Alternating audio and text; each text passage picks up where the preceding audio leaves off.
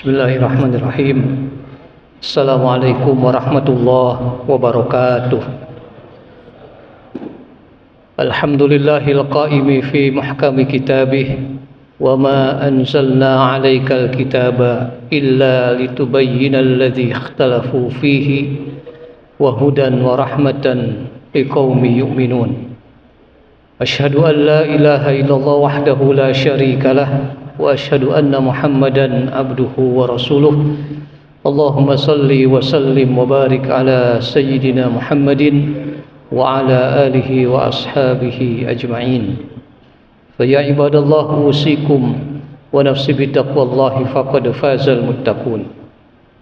Ma'asyiral muslimin, bapak-bapak, ibu-ibu hadirin jamaah salat Isya dan tarawih Masjid Al-Muslimun rahimakumullah. Dalam kesempatan kultum tarawih ini, perkenankan khatib menyampaikan tema sesuai yang diamanahkan dengan judul agar menjiwai Al-Quranul Karim. Hadirin bapak-bapak, ibu-ibu jamaah rahimakumullah.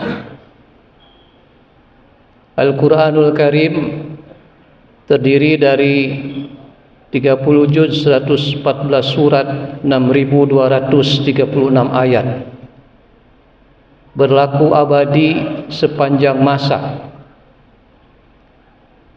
Karena keabadiannya itulah Al-Quranul Karim tidak atau jangan difahami seperti halnya kita membahas atau memahami satu buku yang rentet atau berurut, ada pengantar, ada bab 1, bab 2 sampai kesimpulan. Al-Quran bukan kitab seperti itu. Al-Quran setiap hurufnya yang dibaca mendapatkan pahala 10 kebaikan, asyru hasanah. Walaupun yang membacanya tidak mengerti sekalipun, tidak apa. Jadi jangan diledek, jangan diejek, jangan dibuat guyonan. Untuk apa baca Quran? Dia nggak ngerti isinya. Tidak mengerti pun, membaca Quran adalah ibadah.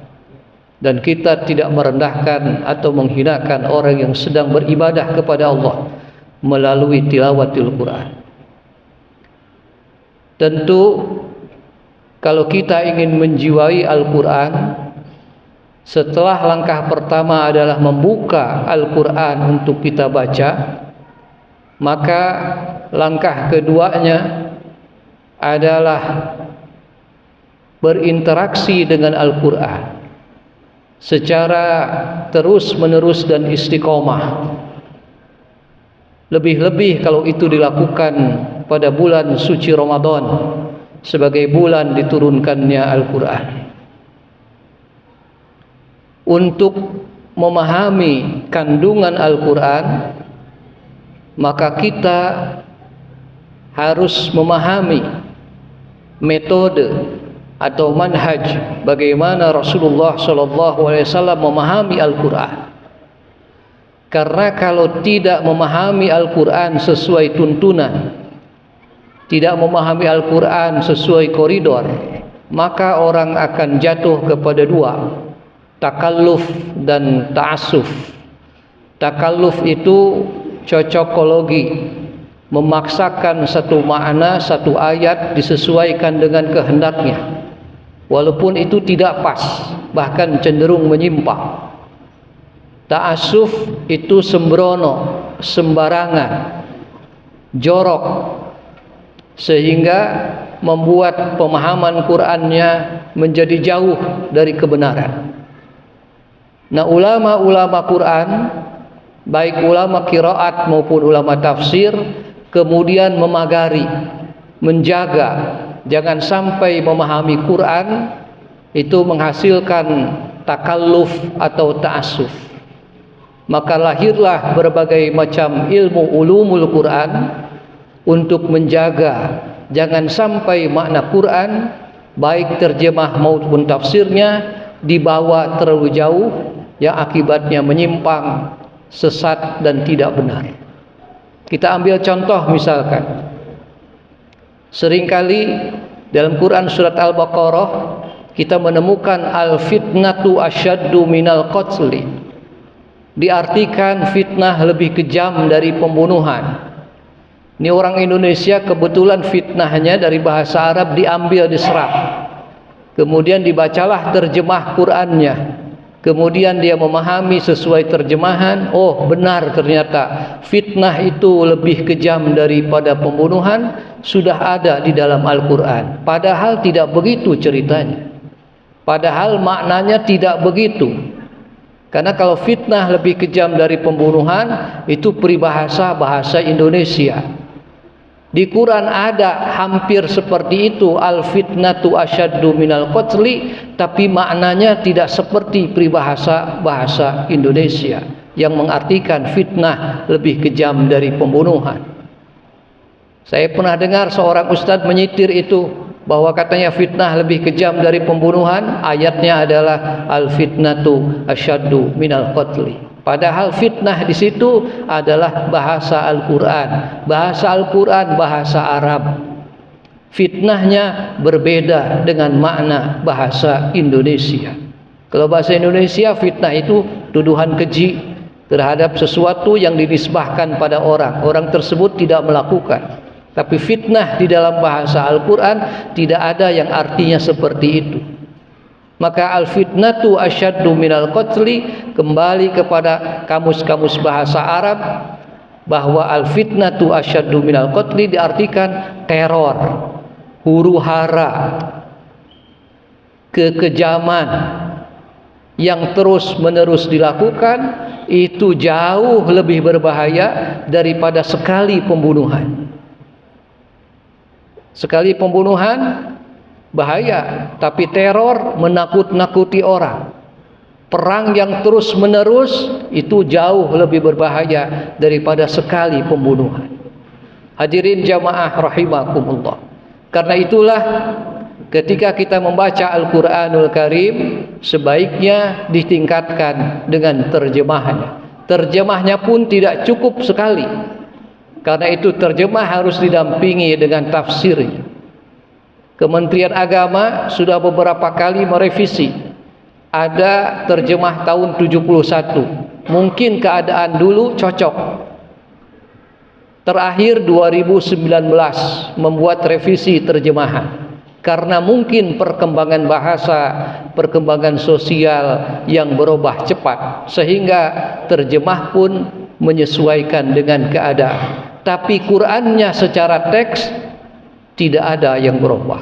Itu sebabnya kata para ulama Quran yang kita baca itu harus sama, tidak boleh berbeda. Kalau ada yang berbeda bisa kafir.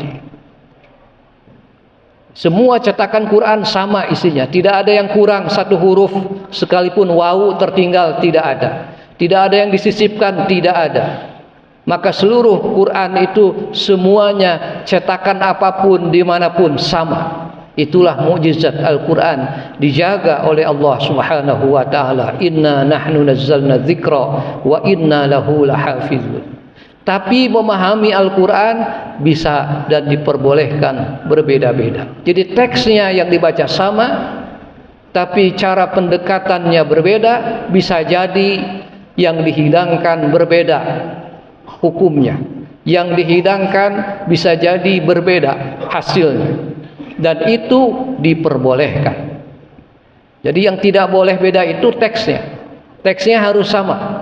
Tapi kalau maknanya, pentafsirannya, pemahamannya, bisa jadi satu ulama dengan ulama lain berbeda-beda.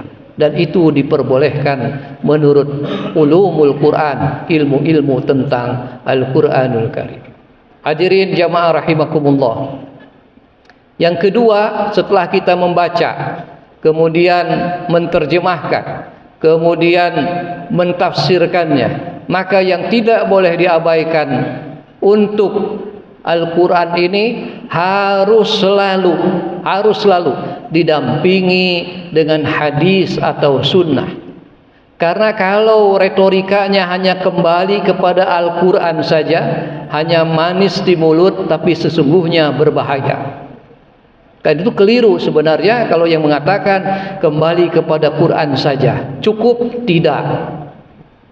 Memerlukan penjelasan-penjelasan daripada hadis atau sunnah Nabi Muhammad sallallahu alaihi wasallam. Di dalam Al-Quran tidak pernah ada firman Allah satu ayat pun yang mengatakan ya ayyuhalladzina amanu kutiba alaikumus shalah fi kulli yaumin khamsa marratin. Tidak ada. Wahai orang beriman, diwajibkan kepada kalian salat 5 waktu 17 rakaat sehari semalam. Tidak ada. Terus dari mana taunya salat itu 5 waktu? Subuhnya 2, zuhurnya 4, isyanya 4. Taunya dari mana? Dari hadis, dari sunnah yang dipraktikkan oleh Rasul. Maka itu memahami Al-Quran, mau tidak mau harus didampingi dengan Quran, harus didampingi dengan sunnah atau hadis. Lepas dari itu maka akan berbahaya. Akan lahirlah kelompok dengan pemahaman yang kurang baik, ataupun bisa jadi menjadi kelompok dengan pemahaman yang sesat. Ya. Di Quran disebutkan laqad kana lakum fi ma kana Muhammadun aba ahadim min rijalikum walakin Rasulullah wa khataman nabiyyin. Diartikan khataman nabiyyin itu katanya nabi itu cincinnya para nabi. Tapi itu pendapat yang sesat, pendapat yang keluar dari jumhur ulama. Karena hampir seluruh ulama tafsir menjelaskan khatamin nabiyyin adalah berdasarkan keterangan-keterangan hadis-hadis Nabi, diartikan penutup para nabi, penutup para rasul. Sehingga Nabi Muhammad adalah khatamul anbiya, penutup para nabi dan rasul. Ada kelompok yang mengatakan oh bukan penutup, itu artinya stempel. Stempelnya Nabi ada di Nabi Muhammad. Jadi kalau setelah Nabi Muhammad masih ada Nabi dan Rasul, itu Mirza Ghulam Ahmad. Itulah kelompok Ahmadiyah. Berbahaya kalau tidak menggunakan Quran didampingi dengan hadis ataupun sunnah. Karena itu hadirin jamaah rahimakumullah, maka mempelajari Al-Quran, mentadaburi Al-Quran, bukan hanya Al-Quran saja, tapi juga perlu kembali kepada manhaj yang diajarkan Nabi, metode yang diajarkan Nabi, supaya pemahaman kita terhadap Al-Quran menjadi baik dan lurus, terhindar dari paham-paham yang menyimpang dan sesat. Salah satunya adalah dengan kita juga mempelajari sunnah dan hadis Nabi Muhammad sallallahu alaihi wasallam. Mudah-mudahan kesempatan di bulan suci Ramadan ini, dengan kita mentadaburi ayat-ayat Al-Quran, dengan kita membaca ayat-ayat Al-Quran, baik teksnya maupun terjemahnya maupun tafsirnya, dipadukan dengan sunnah dan hadis Nabi, mudah-mudahan melahirkan pemahaman yang utuh terhadap syariat agama Islam. Qurannya terbatas hanya 6.236 ayat, tapi masa berlaku Quran adalah abadi sepanjang masa. Karena itulah harus difahami sesuai dengan manhaj, metode yang diajarkan oleh Rasulullah sallallahu alaihi wasallam. Mudah-mudahan yang singkat ini ada manfaatnya. Barakallahu li wa lakum bil Qur'anil azim wa nafa'ani wa iyyakum bima fihi minal ayat wa dzikril hakim. Wassalamualaikum warahmatullahi wabarakatuh.